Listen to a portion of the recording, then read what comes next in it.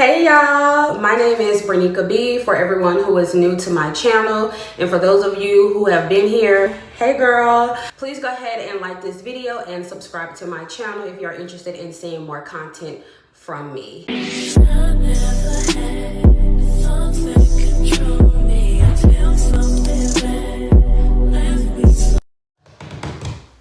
How did I become the regional forensic liaison for the state of Florida? I've been meaning to record this video for some time now.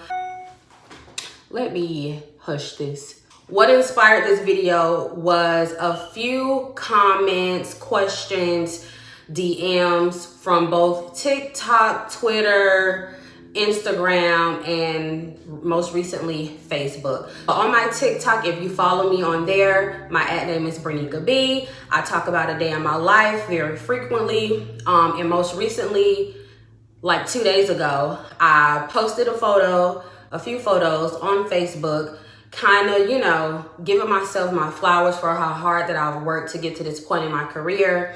And a ton of people shared the post, and I also posted the post in a Facebook group because I'm gonna find it. The name of the Facebook group is Black Girl Luxury, Femininity, Elegance, Confidence, and Wealth Building.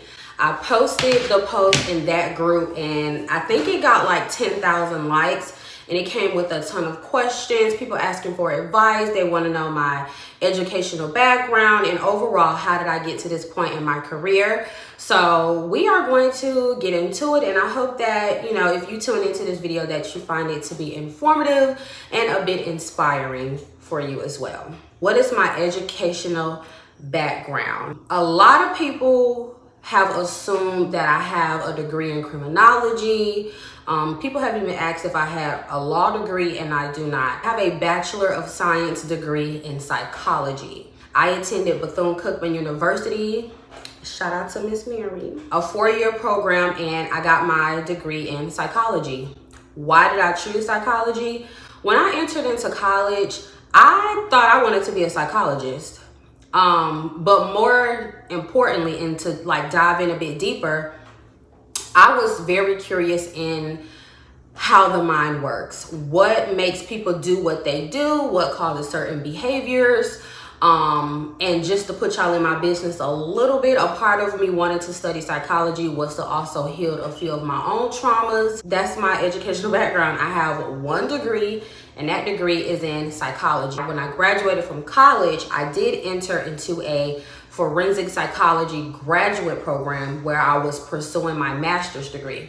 However, after about a year, I got very overwhelmed. This is when the pandemic had started, and I no longer wanted to be in school. I was completely burnt out. I was a very active college student in my undergraduate years. I worked all the time, had a full class schedule. I was heavily involved around campus, and I was tired of going to school, and I didn't see a benefit for me with getting my master's degree. And when I made the decision to leave my program, I remember saying to myself, if I'm gonna be successful with just this bachelor's, then I'm gonna be successful with just this bachelor's. And that's what it's gonna have to be.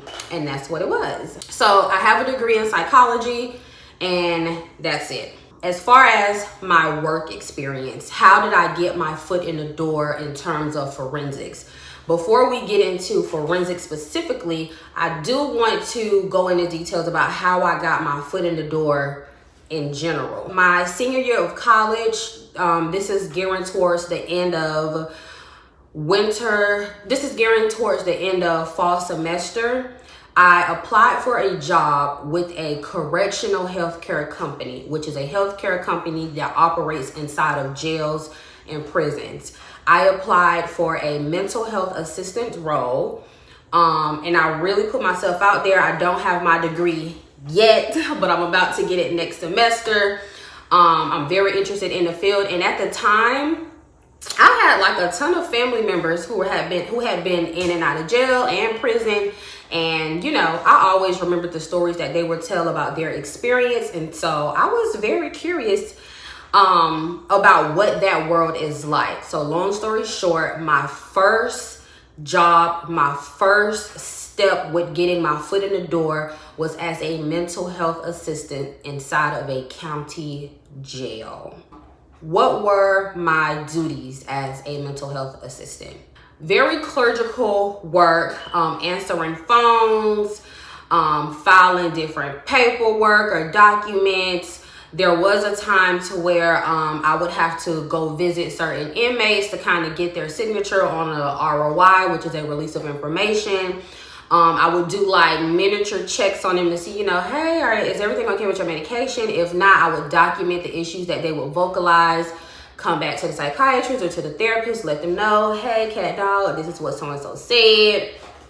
So that was my foot in the door, and that was my welcome into the world of dealing with the inmate population or dealing with criminals. I don't like to use inmate or criminal, but that's where it all started. I do remember coming in contact with a forensic psychologist and thinking, could I do that? I don't know, but we shall see. So once I graduated from college, I moved back home, and I ended up getting my first job out of college was as a behavioral activity therapist specialist inside of a prison nearby. It was a women's prison, and I'm fresh out of college, and I immediately get thrown into confinement. I am in mental health confinement. It was a bit terrifying, but I think with them being women, that's what made me more comfortable. And I do want to point out the healthcare company that I worked for when I was working inside of the jail as a mental health assistant. That is the same healthcare company that I was working for when I transitioned over into the prison. Here in Florida, I know you have Centurion, you have Armor.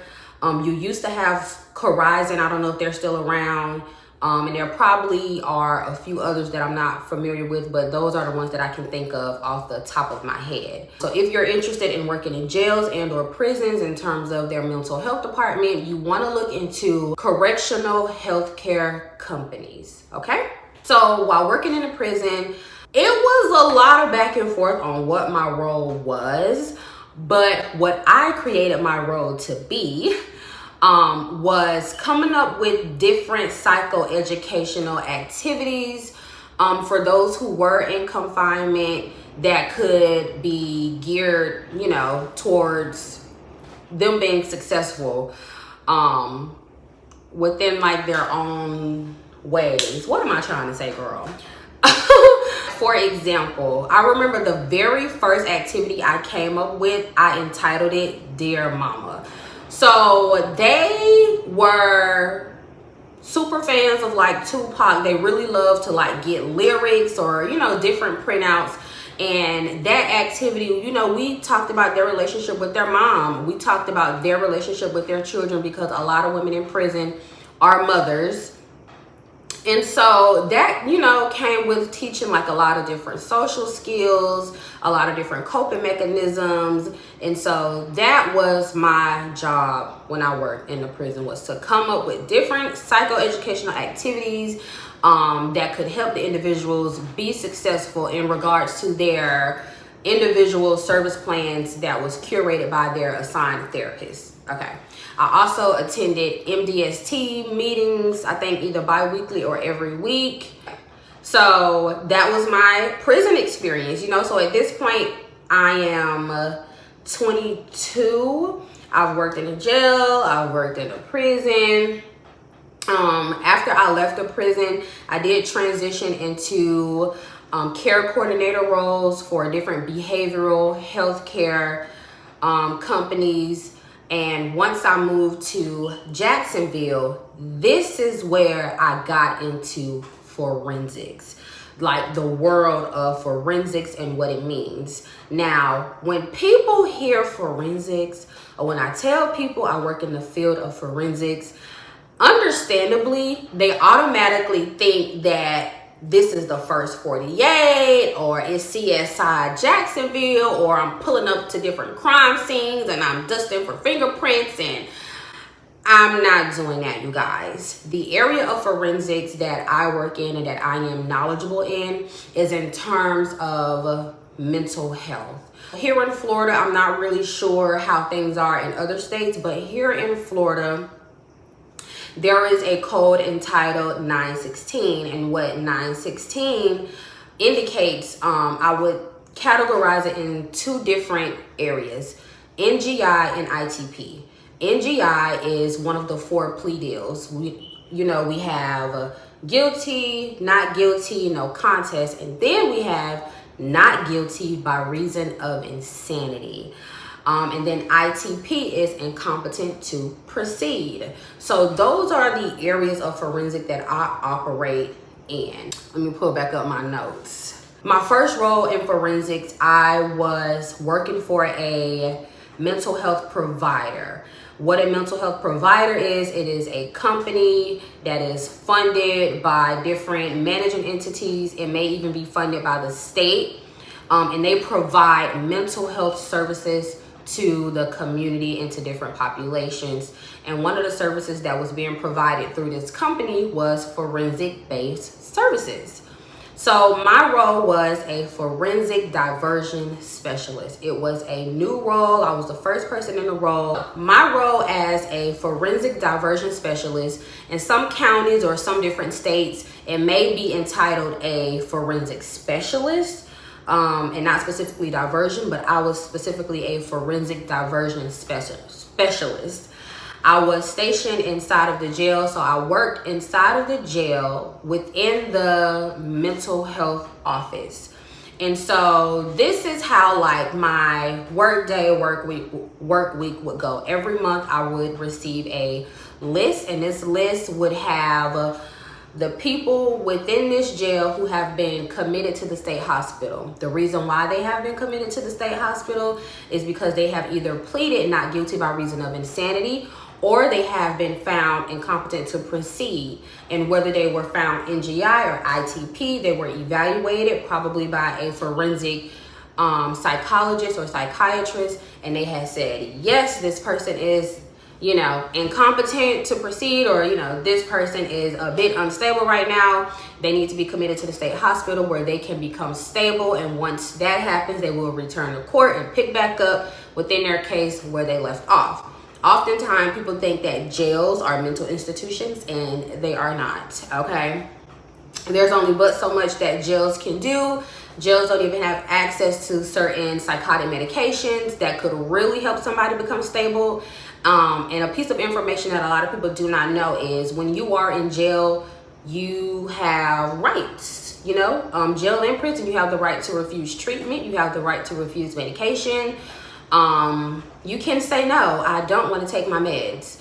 But when you are committed to a state institution, you do not have those rights, which is why a lot of people become stable. Once they go off to a state hospital, you can't say no. You're going to get that medicine, okay?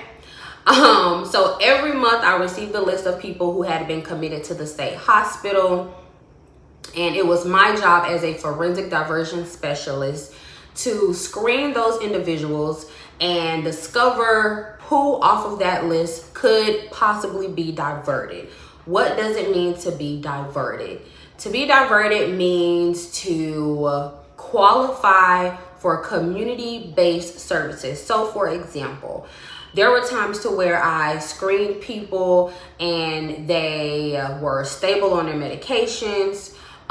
Their charges weren't like violent charges, or they weren't like level 1 felony 1 charges. Maybe they had like some type of a substance abuse issue. They had family support. So and they were extremely competent. They were able to hold a sentence, hold eye contact. These were the people who were considered divertible. And if they were divertible, I would then look into different ALFs, which is assisted living facilities, to see if they could go there for treatment. So, they're in a community, they're getting the mental health treatment that they need versus them being shipped off to the state hospital. And if these people were diverted, their attorneys would get involved. We would draft up a conditional release plan. and have them diverted on to that. If people weren't divertible, I would still keep up, you know, a relationship with them, make sure I saw them every week, make sure their medications, you know, were treating them well, and if not, staff that with their therapist.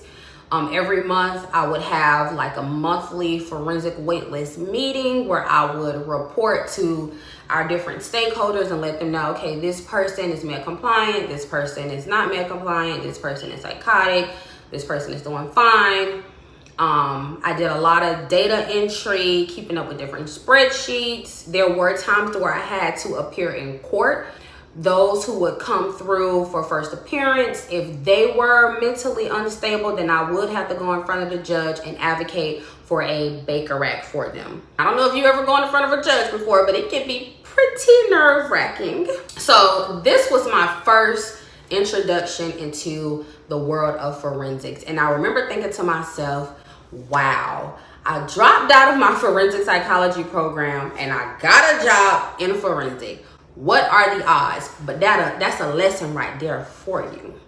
Always trust your gut and always trust God. Won't he do it? Yes, he will. So after almost 2 years in that role, you know, I felt like I am capable of so much more. I can do so much more. I'm really ready for a challenge. I'm really ready for my big girl job. Like I want something else. And I came across a position that blew me away. It blew me away because I thought to myself, I've never found something so perfect for me. It seemed like with each line of requirements, I'm like, this is for me, this is for me, this is for me. And long story short, I applied, had an amazing interview, and I got hired. And it has been an amazing year, to say the least. I did have a bit of imposter syndrome because it was such a huge transition. I did have my moments to where I thought, oh Lord, I done bit off more than I can chew. Like, can I really do this? I don't know. But once I gained that confidence and really settled into my role and really got a better understanding of what my position was, everything smoothed itself out. So a few people have asked, what do I do as a regional forensic liaison? And to sum it all up, I'm a problem solver. I solve a lot of problems. And I'm just being so honest with you. I manage the Northeast region of Florida, which is comprised of about 20 different counties. I manage their jail forensic admissions. I create and develop different trainings that is centered around competency restoration, forensic specialist, the judicial system, and I present those trainings to various different professionals. Every week I coordinate the process of state hospital commitments, getting them to the state hospital, getting them from the state hospital, and a few problems that may come my way. It's taking a person too long to be committed. That's something I have to handle. I interact a lot with attorneys. This past week, which is what led me to, you know, post about what I do, I was able to tour one of the state hospitals and one of the nursing homes that is in connection with, you know, different forensic individuals. And that was a pretty great experience and a pretty great learning experience overall. So yeah, girl. So advice and tips, because everybody has been asking me, how did you get into the field? What can I do? Do you know of any jobs? Like, what tips do you have in looking for a job? So my first piece of advice, if you are interested in working in the field of forensics, especially, you know, the area that is centered around mental health, like I am, or like the area that I'm in, my first piece of advice is to be passionate for helping people. If you don't like to help people, and if you just want to jump into forensics because you get a nice fancy title and maybe your own office like how I do, then I don't think this is the position for you. I consider myself a person who started from the bottom. I started as a mental health assistant inside of a county jail, and I have worked my way up And on my way up, I have seen a lot of different cases. I have come across a lot of different people who don't care about the inmate population. You know, it's so easy for people to say, you know, oh, you know, they're an inmate, whatever, we don't care. Or, you know, they did something bad, whatever, we don't care. If your judgment is going to get in the way of you being passionate for helping the population that you have been employed to serve, this may not be for you. There are a ton of people who are responsible for some people that's sitting in jail.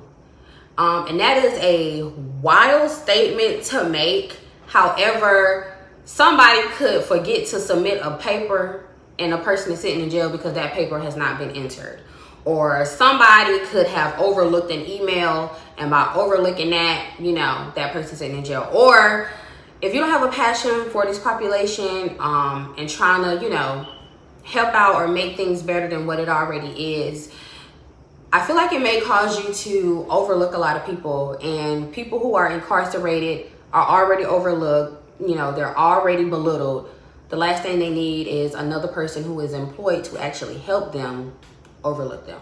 I do think you also need to have patience, especially if you're going to be working face-to-face, one-to-one with this population. You have to remember a lot of these people are mentally ill.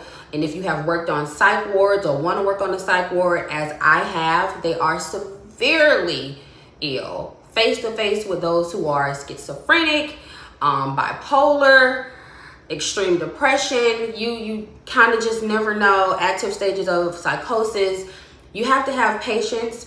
I have done a bit of competency restoration training inside of the jail with different inmates, and your first session isn't going to be great all the time. So definitely have patience if you are interested in working into this field. Now, general advice in terms of finding jobs in this field. I would look into county positions, jobs within your county, state positions, jobs within your state. Look into different mental health provider positions. I would do a lot of research of NGI, ITP, forensic court services, forensic specialist roles. Look into correctional healthcare companies if you're interested in working in jails and or prisons. I did get a lot of people saying, you know, hey, I just graduated. I don't know what I want to do, or hey, I just graduated. I'm having a hard time finding a job, or I'm getting ready to graduate and I want to kind of get something.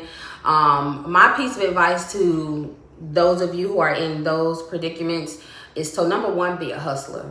And what I mean by that is, when I was in college, my senior year of college, if I was coming across companies that weren't hiring and I knew I wanted to work there, I knew I needed to work there to get that experience, I would start randomly emailing people my resume. Hey, my name is brenikab. I'm currently a senior in college studying psychology. Woody woo woo, here is my resume. I know you're not hiring right now, but if a position does open, please be sure to consider me. Do not be afraid to network and introduce yourself to certain people. Make yourself more familiar with certain people. Put yourself out there, girl. Put your name out there. There are a lot of roles within the area of forensics. I will say that. There's a lot of things you can do. There's a lot of things that need to be done. And I think research is going to be like your best friend. But also, because I'm not really sure what the perception people have that I do, but I think that people just hear forensics and, you know, you're working with inmates and you get to travel. And I think people think that sounds fun and it sounds cool, but I really want to double down on the fact that I work with a population of people who are incarcerated, okay? I've sat face-to-face with people accused of murder. You come in contact with a lot of sex offenders. There are even times to where, you know, I have to find housing and different placement options for those who are sex offenders, which is a job in itself. And so if that is something that makes you uncomfortable, or if that's something that you just can't see yourself doing, you may want to think twice. And so, yeah, I really hope I was able to answer a lot of questions that people had. I hope I was able to explain my entire background and how I got to this point. I hope if you tuned into this video that you found it to be informative. And if you found it to be, you know, something that you could learn something from or entertaining, whatever the case may be, please be sure to like this video, share it as well, and subscribe to my channel. I do think that I want to start doing different videos on like my past experience with like the most interesting cases I've ever come across when working in jails and in prisons, because I have a ton of cases I think that people would find to be very interesting. And do more like daily vlogs on what I have going on at work, or you know, what I'm being tasked with to do today, and different things of that nature. So once again, if you found this video to be informative or entertaining and you were able to take something from it, thank you so much for tuning in. Thank you so much for supporting me and my YouTube journey. Please be sure to like this video, subscribe to my channel, and even hit the ringer to get notifications for when I do post. And I will see you all next time.